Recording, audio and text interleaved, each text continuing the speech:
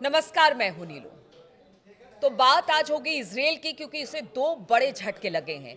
एक तो हूती की तरफ से हमला हुआ इजराइल पर, और दूसरा कहा यह जा रहा है कि जिस हमास के खात्मे के लिए लगातार इजराइल प्रयास कर रहा है, अब बताया जा रहा है कि उस हमास ने बहुत सारे लड़ाके अपॉइंट किए हैं।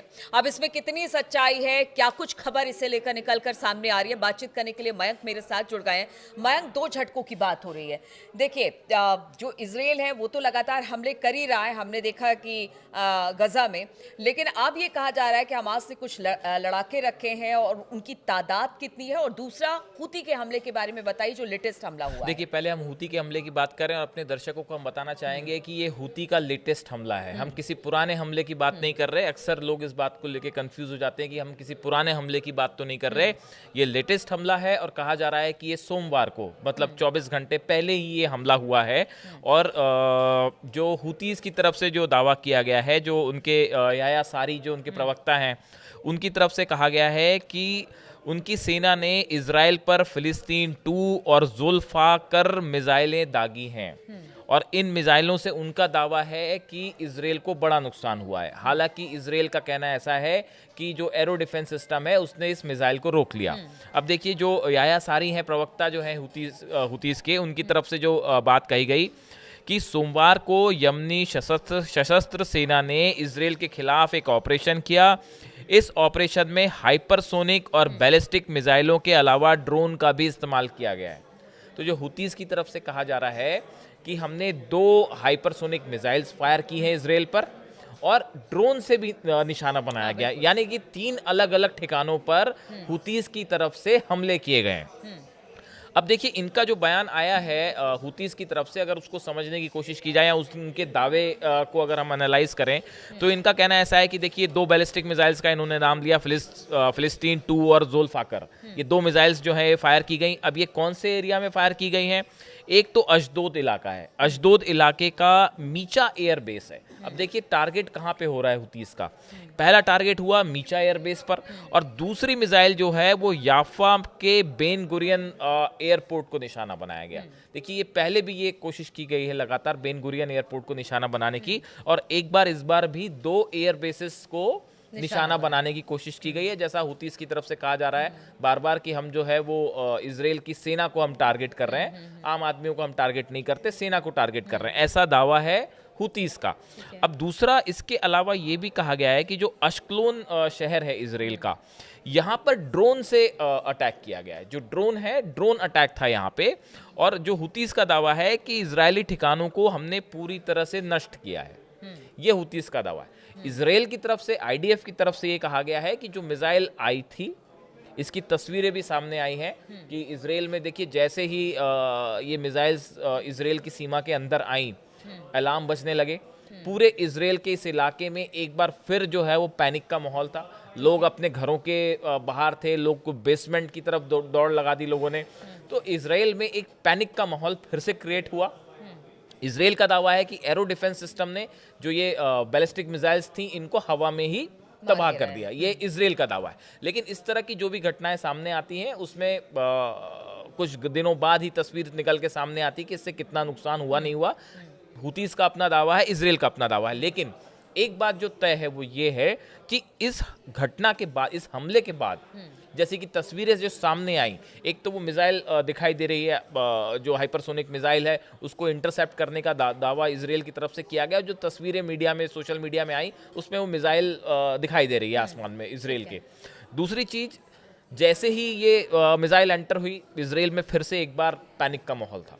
लोग डरे हुए हैं वहाँ पे कि कब, कहाँ पे, कैसे हमला हो जाए, इसको लेकर। तो इजराइल अपने आप में जो है एक बड़ा खौफ का माहौल है। दूसरी तरफ देखिए कि हुतीज ने एक और बड़ा दावा किया है। हुतीज का कहना ऐसा है कि हमने एक और अमेरिकी ड्रोन MQ-9 जो रिपर ड्रोन है, उस एक और ड्रोन को मार गिराया है रेड सी में। अब ये 9वां हमला होगा, और हुतीस का दावा है कि पिछले कुछ समय के अंदर हमने 9 अमेरिका के ये रिपर 9 जो ड्रोन है, MQ-9 ड्रोन है, ये बहुत आधुनिक ड्रोन है, बेहद कीमती होता है, अरबों रुपए की इसकी कीमत होती है, और ये इन्होंने मार गिराया। साथ ही ये भी कहा गया, ये हुतीस की तरफ से ही कहा गया है कि हमारे ऊपर अमेरिका की तरफ से भी हमला हुआ है और उसमें 6 लोगों के मारे जाने की और 30 लोगों के घायल होने की खबर है। ये हमला संभवतः तब किया गया है रेड सी में जब इजराइल के ऊपर स्ट्राइक हुई। जब हुतीस ने स्ट्राइक की, मिसाइल स्ट्राइक की, तो उसका जवाब देने के लिए जो है वो अमेरिका की तरफ से हमला किया गया, जिसमें जो है इनके 6 लोग मारे गए। तो कुल मिला के हुतीस की तरफ से लेटेस्ट एक नया हमला है जो इजराइल के लिए चुनौती है। दूसरा आपका सवाल था कि हमास वाला, तो देखिए हमास को लेके लगातार इस तरह की खबरें आ रही थी, जैसा आप ही ने कहा कि भाई हमास अब खत्म है, हमास के जो है वो लड़ाके खत्म हो चुके हैं या सरेंडर करने के मूड में है। लेकिन एक नई खबर आई है जो कि बेहद चौंकाने वाली खबर है और इजराइल की तरफ से भी, इजराइल आईडीएफ की तरफ से भी इस तरह की खबरें सामने आ रही हैं कि करीब 40,000 के आसपास नए लड़ाके हमास में शामिल हो गए या शामिल होने की प्रोसेस में। अब ये 40,000 लड़ाके कहां से आए? ये वो लड़ाके हैं जो इंटरनेशनल मीडिया जिसकी बात कर रहा है कि इजराइल के हमलों में जो परिवार तबाह हुए हैं, जिनके परिवार के सदस्य मारे गए हैं, वो वापस उनके जो युवा सदस्य हैं, उस परिवार के ही जो लोग हैं, अब वो इजराइल से बदला लेना चाहते हैं। और बड़ी संख्या में ऐसे युवा हैं इजराइल के गाजा में रहने वाले जो कि इजराइल के हमलों से बहुत परेशान होकर उनमें एक जबरदस्त गुस्सा है और वो अब हमास को ज्वाइन करना चाहते हैं। देखिए हमने बीच में चर्चा की थी कि इस तरह की खबरें आई कि हमास के खिलाफ प्रदर्शन हो रहा है और लोग हमास, लेकिन वो बहुत ही छोटे स्तर का प्रदर्शन था। एक बहुत ही एक शहर में, हम गाजा में, एक इलाके में बहुत कम स्तर पे वो हमास के खिलाफ गुस्सा था। बाय एंड लार्ज गजा में आज जो युवा है वहाँ के, वो इजराइल के खिलाफ ही हैं। और अब जो बताया जा रहा है, जैसे कि इंटरनेशनल मीडिया में खबरें हैं, उनके हवाले से खबर है कि जो 40,000 नए लड़ाकों की बात हो रही है, इसमें बड़ी संख्या में वो युवा हैं जो गजा में हैं और जिनके परिवार के सदस्यों की इजरायली हमलों में मौत हो चुकी है। और इसके अलावा कुछ और संगठन हैं जो मदद कर रहे हैं गजा में हमास की, और इनसे लड़ाके भेजे गए हैं हमास की मदद के लिए। इस तरह से ये जो नए 40,000 लड़ाकों की बात हो रही है, ये अब इजराइल के लिए एक बड़ी चुनौती रहेंगे आगे। बिल्कुल। और देखिए मयंक, चूंकि हमास को खत्म करने की बात हो रही थी, हमास को बहुत हद तक डैमेज किया, हिजबुल्लाह को बहुत हद तक डैमेज किया है, अब हुती है। अब ऐसे में एक खबर आ रही है, देखिए हम दर्शकों को बता देंगे, हमने हर पक्ष रखने की कोशिश हम करते हैं और हम प्योर न्यूज़ देने की कोशिश करते हैं।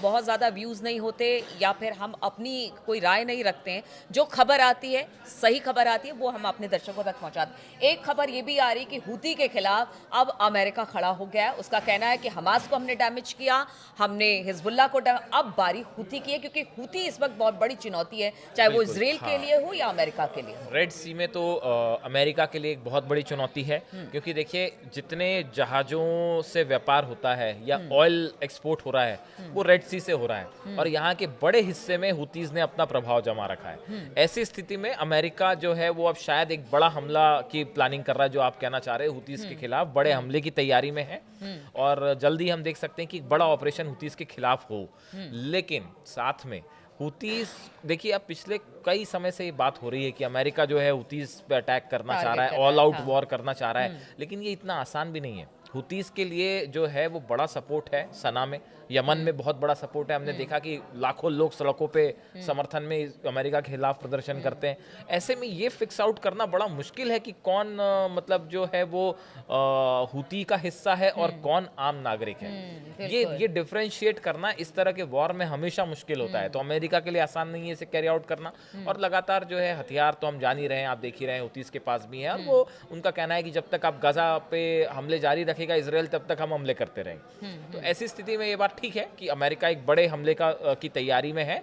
कुल मिला के आने वाले दिनों में हुतीज से निपटना अमेरिका और इजराइल दोनों के लिए एक बड़ी चुनौती रहेगा। बिल्कुल, तो हुती से निपटना अमेरिका और इजराइल के लिए बड़ी चुनौती है, क्योंकि लगातार हमले हुती की तरफ से, चाहे वो इजराइल हो या फिर लाल सागर में अमेरिका के जो युद्धपोत है उस पर किया जा रहा है। अब देखना होगा कि किस तरह से ये जो लड़ाई है वो आगे बढ़ती है, क्योंकि देखिए दूसरी तरफ समझौते की भी बात हो रही है ईरान और अमेरिका के बीच में। एक तरफ बात ये हो रही है कि हमास को पूरी तरह से खत्म किया जाए, वहां पर भी जो खबर हमने दी कि वहां पर भी हमास अब कुछ अपने लड़ाकों को अपॉइंट कर रहा है। अब ऐसे में किस तरह के हालात बनते हैं, किस तरह के सिचुएशन वहां पर बने रहते हैं, लगातार हम आपके सामने ये तमाम अपडेट्स लेकर आते रहेंगे। फिलहाल बहुत बहुत शुक्रिया हमारे साथ जुड़ने के लिए।